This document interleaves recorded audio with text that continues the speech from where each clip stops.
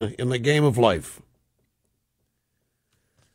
Let's go to the audio sound bites. I want to illustrate what apparently has been voted on as the single best message that Kardashian can use here for re-election. This afternoon at the White House, the press briefing, the spokesperson, Jay Carney, got a question from Jacob Tapper, ABC News. Tapper said James Carville, in an interview in a memo that he wrote with Stan Greenberg, expressed concern to the president when he talks about how the economy is improving, risks leaving the impression among voters that the economy is doing well, when it isn't. I'm sure you disagree. I just wanted to give you an opportunity to respond. This country has been through the worst economic cataclysm of our lifetimes. That is what was taking place in 2008 when the last election happened, and in January 2009 when President Obama was sworn into office.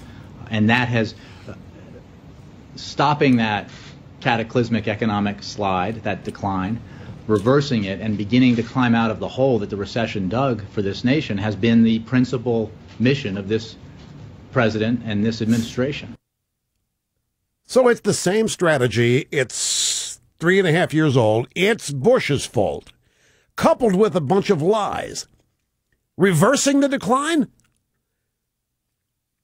Nobody thinks the decline's been reversed. Everybody thinks we're sinking deeper. These people want to lie to themselves. They are more than happy to, folks. I am content, and let them lie to themselves. If they want to continue to live in a little cocoon that is devoid reality, that is fabulous. It's going to taint everything they do going forward. They want to sit there and actually believe that what they're doing is helping. Let them think it. They'll do more of it. Then the Q&A. This is Jay Carney again. He wasn't content just with that answer. He continued here with his answer to Jacob Tapper. Look, we are highly cognizant of the fact and understand deeply the fact that the American people are still hurting. This economy and the recession that we went through resulted in something on the order of 9 million jobs lost. We saw recently in the survey by the Federal Reserve about the wealth of the median American family being devastated by the recession. Devastated. From the fourth quarter of 2007 until the first quarter of 2009, we saw a 40% decline in median wealth. That's a fancy way of saying that the bottom fell out, and the American people paid a huge price for the recession and the policies that led up to the recession. All right, so it's Bush's fault. I'm through picking that apart. I just want to establish that's their big message. That's what they're going to hang their hat on. Here's more evidence. Last night, CNN's Aaron Byrne out. Oh, by the way, so CNN. They canceled John King's show. John King's America. They cancel it. They've announced that it's over. They're going to extend Wolf Blitzer an hour, from 2 hours to 3 hours. So what's that called? That's right, Situation Room. But Wolf Blitzer is going to expand from 2 to 3 hours. John King's show is gone. I don't know. I think it's very strange of all the problems they've got. But that's just me. And they called King's show as they thought it was a hard-hitting political show. It's a strange show to cancel in an election year, but like everything else over there, nothing makes sense. Really? I mean, you could make the case that everything ought to be canceled and blown up over there and start fresh. And that's what they're trying to do with Erin Burnett.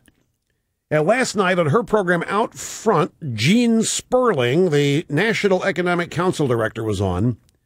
And they were talking about Carville's new paper, saying that Obama better not go out and tout the economy. It won't work. She said, do you see James Carville's point? Not really, unless you put it in a very simplistic way. I think the American public is smart enough to understand 3 points at the same time, that this president inherited the worst financial recession, the deepest recession and downturn that we've had since the Great Depression, so that we were in a very deep hole. I think they can recognize that we have made progress. Okay. You on board with that, folks? Bush's fault, Obama's making progress, working hard. First 200 years of America stunk up the place, never worked. Sperling continued. When you look at average hourly earnings, what people just earn from their jobs, the number outpaced inflation. But then when President Obama took over in 2011, that stopped. Inflation started to rise more quickly than wages. Now, who can he blame that on? Well, you know, Aaron, I mean, we went through the worst financial recession in our country. Obviously, the president inherited that midstream. It must be slim pickings at the campaign, if that's all I got. And it's clear Carville has shaken him up. Carville's told him, you can't talk about the economy. People aren't going to buy it. Don't tell them the economy's coming back because it isn't. They're living it. They know it's not. So they're heeding the Carville message. Well, the only thing they think they can do, go back and blame it all on Bush. Everything happening today is the result of what happened 3.5 years ago and further back. We've had nothing to do with it. We are valiant fighters. We have done everything we can to reverse this trend. And it's all Bush's fault. It's worse than we knew, and they lied to us about how bad it was. And our brave, courageous President Kardashian to do everything he can to talk to Sarah Jessica Parker about it just the other day, and he'll be talking to Anna Wintour about it next week. We're working very hard on getting this all reversed, but it's Bush's fault. We'll see how that works out for him.